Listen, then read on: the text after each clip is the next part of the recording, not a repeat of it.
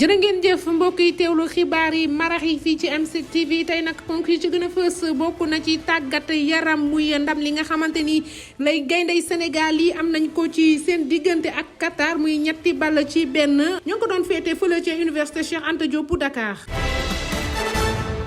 kuréel gi tënk mbootaay yi taskatu xibaar yi nag door nañu ab waxtaan ngir ñu mën a jàppale seen naataango bii di Pape Alé Niang mu mën a génn ci kaso bi ba tax ñu amaloon am ndajeek jëwriñ ji yor wàllu communication ginnaaw ay dig yu am solo yoo xamante ni defal na leen ko. duwaanu Sénégal teg na loxo ci lu toll ci fukk ak juróom-ñeent ci ay flacon sirop maanaam loo xamante ni tey jii day lor ci suñu wér-gu-yaram ci diggante frontière Sénégal ak Gambie fële ca diwaanu Kër Ayib li ñu xamle mooy jamono yi def nañ fa surveillance bu am solo ngir sirop yu bon yi maanaam flacon yi bañ a dugg ci biir réew mi. ponk yi ñoo gën a fës ci xibaar yi ne gis ñu faram-fàcce ko. ñu wax ci tàggat yaram ak ñaareelu jongante bi nga xamante ni gaynde yu Sénégal amaloon nañ ko seen diggante ak Qatar ci coupe du monde bi. Sénégal nag daan ci jongante boobu 3-1 ku mel ni Boulaye Dia, Famara Diédhiou ak Bamba Dieng ñoo fa def lu am solo loolu. suñuy ndaw nag demaloon nañu fële ca université Cheikh Anta Diop bu Dakar ngir digtal leen nu ñu ko dundee. Bachir Diop ak Alioune Badara Ndiaye. université Cheikh Anta Diop bu Ndakaaru ci li ñu duppee ab fan zone mbooloo mu takkoo takku daje fa ngir gunge gaynde Sénégal ci seen ñaareel bu sorti bu ñëwal coupe du monde 2022 ñu ciy jàmmaarloo ak ñi di waa Qatar. équipe nationale bu Sénégal mujjee gañ a jongante bi ci 3-1 supporters yi yor xar kanamu 12e gaynde bu baax a baax kontaan lool ci mbir mu ni mel. waaw di kontaan rek comme sénégalais yëpp waaw di xam ne tey jii équipe nationale war na ni carrément moom bokk na si compétition bi waaw war na bokk na si compétition bi te dana def incha daal dinañ gën a gis ay affaire daal. bi jongante bi di soog a door supporteru Sénégal yi taxaw temm di xaar gaynde yi yeewi leen ci lu yàggul dara mbir mu ni mel am ak bii bu rafet bi nga xam ni kii di Boulaye Dia dugal na ko ginnaaw bu ñu jongantee ñeent fukki simili. bi ñu dooree deuxième mi-temps bi gaynde Sénégal yi daal di dugal seen ñaareel bi bii ci jàppandalal kii di Famara Diédhiou mbégte mi gën a tee yaatu supporters yi kontaan lool.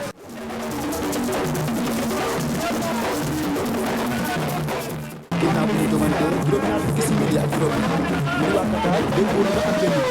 wala toxal sant gën leen yëngu ñu doon soobu digg bi banda bi daal ñu troisième bi Sénégal yëpp na yàqu Sénégal daal di gën ndam bi ñoom supporters yi wala seen dëkk bu baax a baax ci classement bi nga xam ni moom ñu di Aliou Cissé ak jamono ci jongante bi.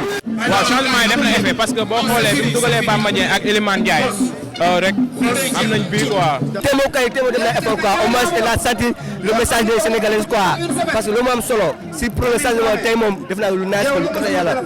ginnaaw jongante bi équipe nationale bu Sénégal war a jàmmaarloo ak ñii di waa Équateur mu nekk match bu am solo jëm ci wàllum qualification ñu dàkk ko mardi bi ñu dëgmal 29 novembre bu 15h jotee supporteru Sénégal yi ñoom tamit jàpp bu baax a baax que équipe bi dina def kéem tolluwaay kattanam ngir am ci résultat bu positif.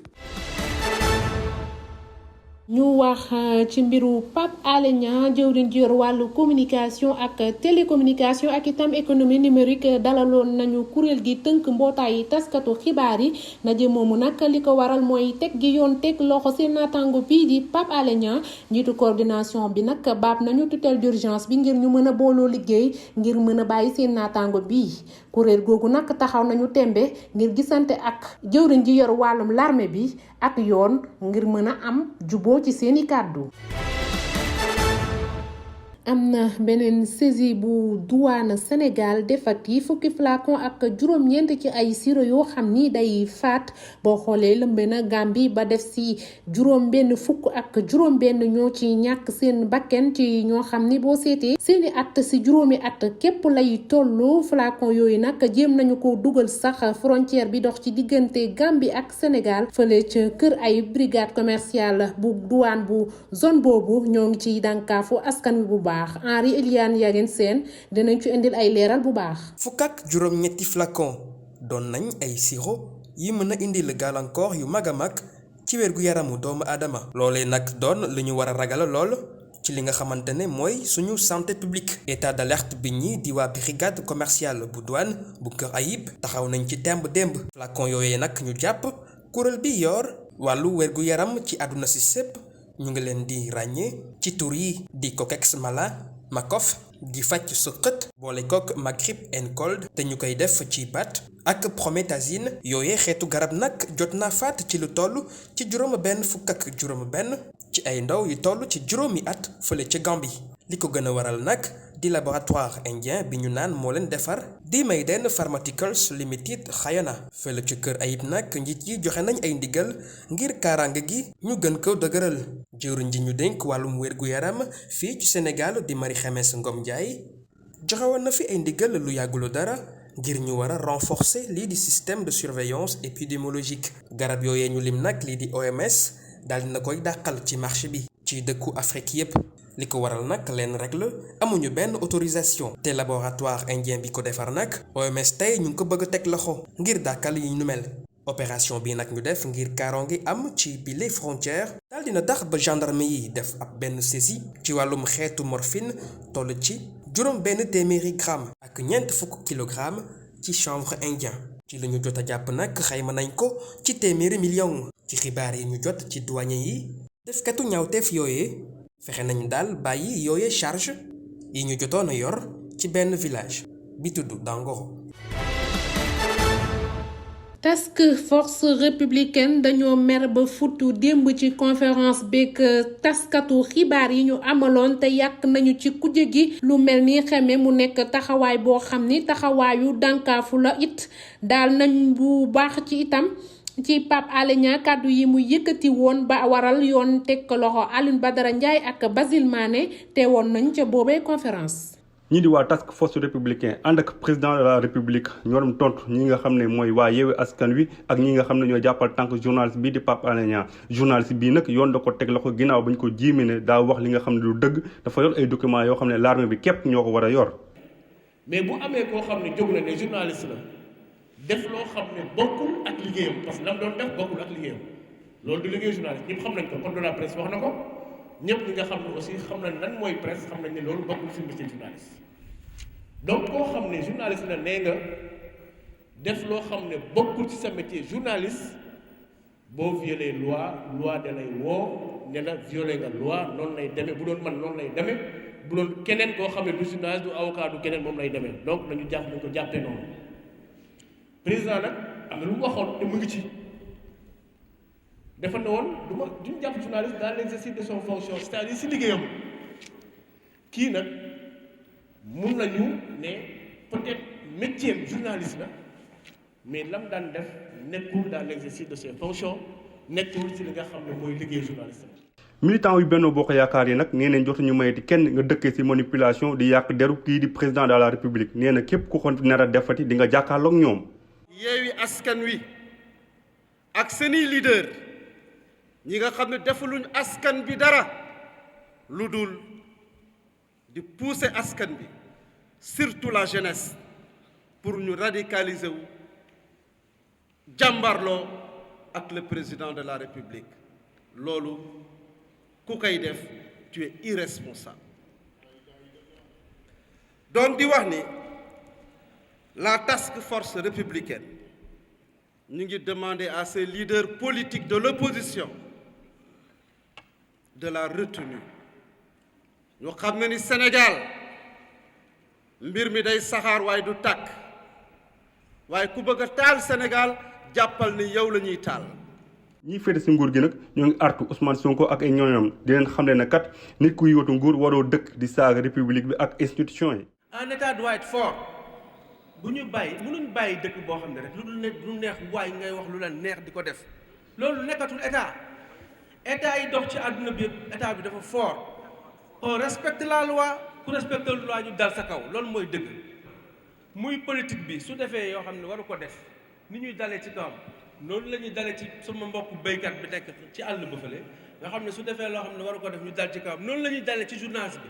parce que nag journaliste c'est pas une licence à dire tout ce qu'on veut non loolu amul fenn ça devient de la tyrannie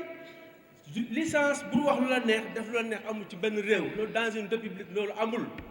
donc muy Pape Alé Niang ak comme mënti doon na nit ñi def effort di respecter liberté nit ñi ñu xam seen liberté fan la toll seen pouvoir fan la yem seen liberté fan la yem pour que ñu mën a dund ensemble ñun ñëpp.